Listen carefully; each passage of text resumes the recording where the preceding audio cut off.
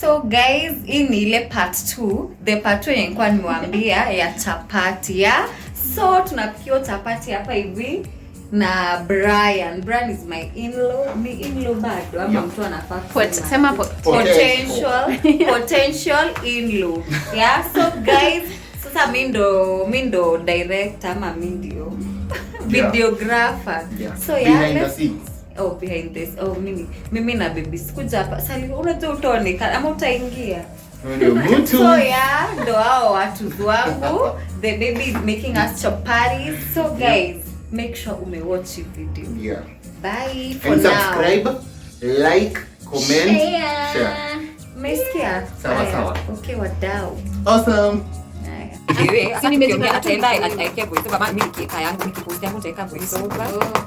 nilikuwa nataka kuimba wimbo nikakumbuka una record.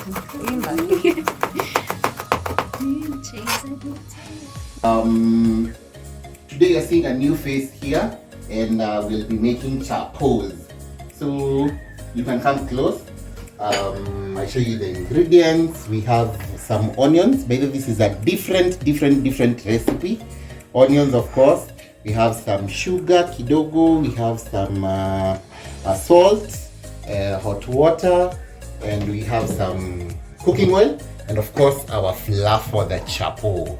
So with that being said, we go straight into it.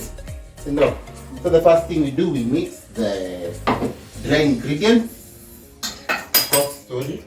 We mix the dry ingredients, sugar, of course. The ratio I use is 2 to 1. So sugar, 2 teaspoons, because we are cooking chapo kidogo tu. Alafu some salt, we use 1 sugar spoon, and then we koroga. Just the normal way, kama wa Africa. Alright? You mix, make sure you mix well the dry ingredients. Koroga. Ukiona zote zimeshikana vifiti, you now add your onions. Add your finely chopped onions. Kisha add onions, you still continue korogaing. Koroge ishike vizuri.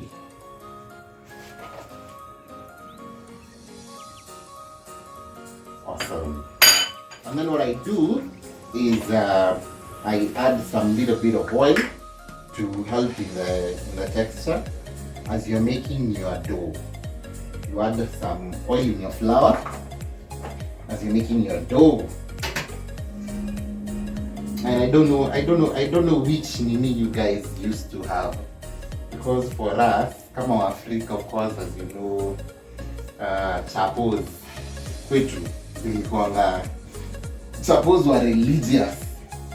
Chapos zilikuwa only made on, I don't know about you guys, but sisi wa ghetto tulikuwa tunapanga chapo not really every Christmas and holidays. Ikikuja fiti sana, tulikuwa tunai have on Sundays.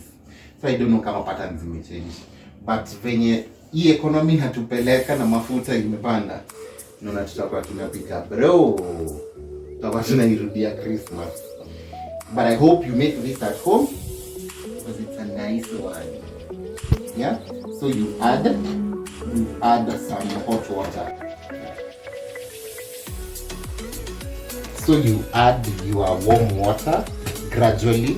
Ukiendelea kumix as you're making your dough, and make sure your dough is not as hard. Unatengeneza tu a soft dough. Sawa. So you mix, and of course as Africans, kienoko kwa alami tunaona tumia, I don't know what, spatula, I don't know blah. But we trust our hands.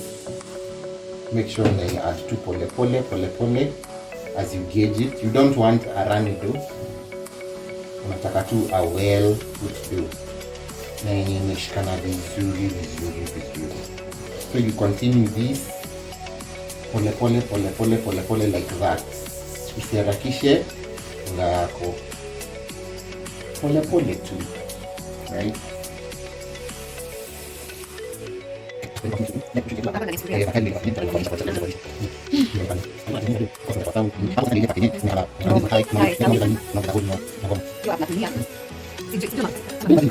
hata hicho tukunia mtu ni short and direct kama tumia zote na edit hapa na picha zingine kama hapa pia kama video YouTube zote hiyo hiyo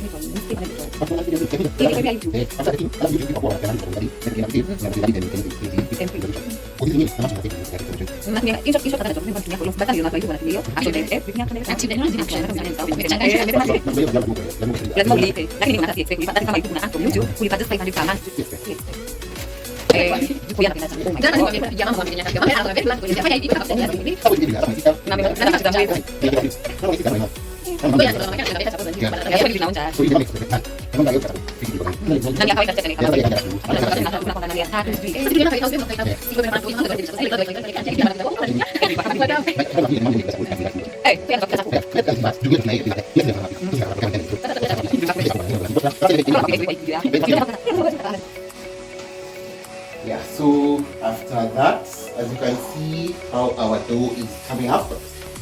It has been well put, combined with fiti. So from here you just apply some little bit of oil in your hand to form like lacy stick. You know what I mean? So now, pole pole. Ukiona your dough, if you want to go bring the camera close. Let me show you a hack. Start up your dough is ready. When you press it, it comes back up. You see? That's a trick. Start up ready. See, narudi juu. Now that shows it's ready. So with that, you changanyate properly, and then I do have it rest for like 20-15 minutes, and then after that, that's it. Enough for us to improvise. Hautaki kuchafua vyombo, use the paper ya flour yenye umetumia. So you just cover it vizuri, make sure there is no air coming out. Cover it vizuri, and then you let it rest. So we leave it for 20 minutes, 15. Then you come back to roll the dough. A few minutes later. So ladies and gentlemen, after 20 minutes, we have our dough. As you can see, it rises with 50, and it has consistency, a well put consistency. So that's our hapa. Make sure first you dust the floor. Get your dough. You can see inafaa ikuwe soft and a little bit warm kidogo, right? Our dough is ready. So what I do is I make a rectangle kind of shape. Just stretch it with your hands.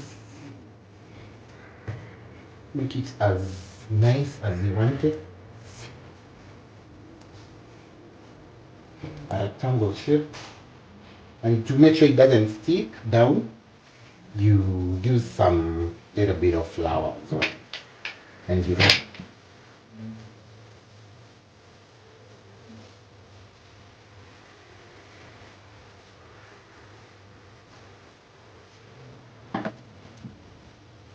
Make sure you roll with the sides. You can find your preferred shape. Check his box. Okay?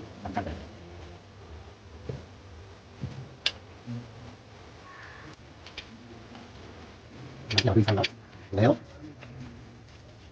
And also finding the rectangle is so that you don't struggle when making the chapos. So it's all in the same sizes. And just make it so thin. If you want to make the chapos, is you take your oil, your preferred choice of oil, and just spread it evenly on top. And what this helps with is zinapea chapo hizo chapo zenye when you eat you hear chapo iko na pages inatoka kama kitabu. Now this is the trick to that. Mimi nafanya chapo zinatoka in pages.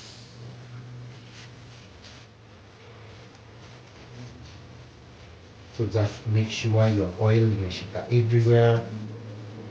Spread it evenly. And you do, get a knife and then you slice it up.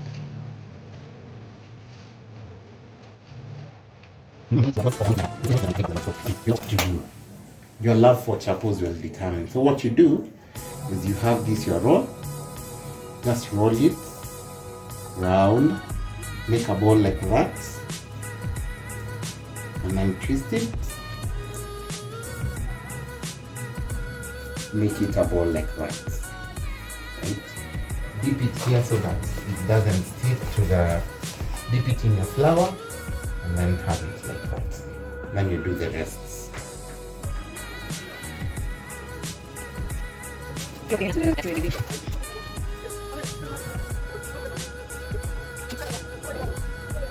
After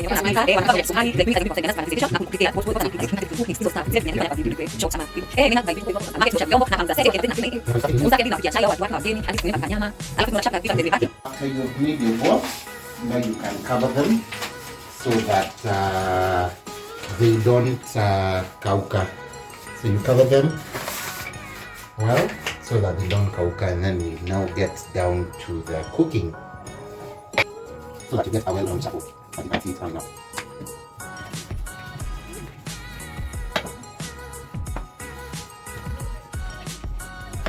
Nice. Now we can have it on our pan.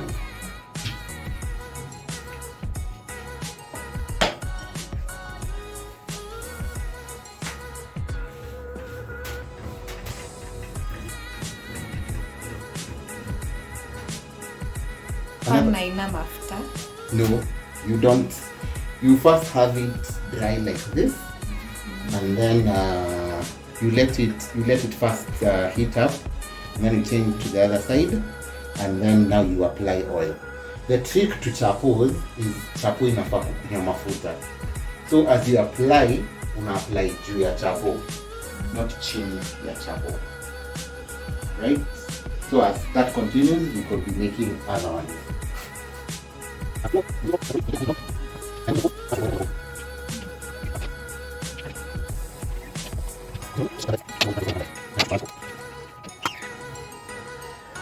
take your oil, apply it on top, just like that.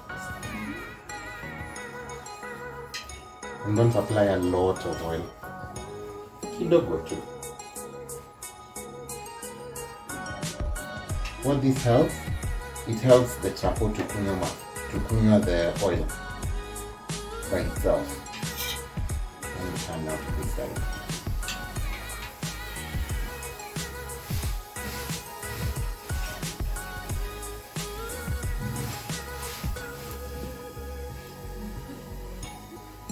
Then you do the same thing to that side.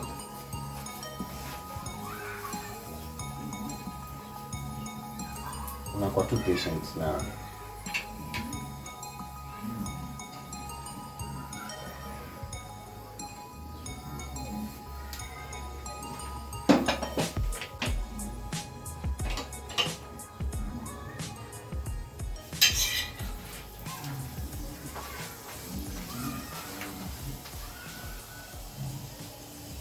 Now chapo is coming up well and put.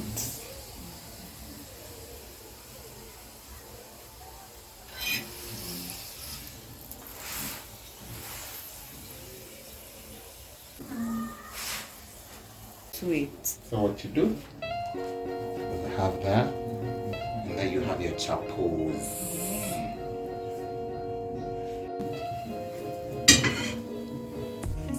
So yeah, you continue with the same process, and as you can see, we are almost finishing up. Yeah.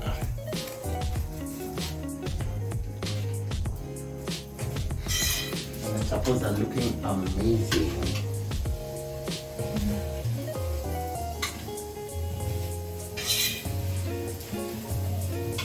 So yeah, that is how you make chapos. Wait for the final product.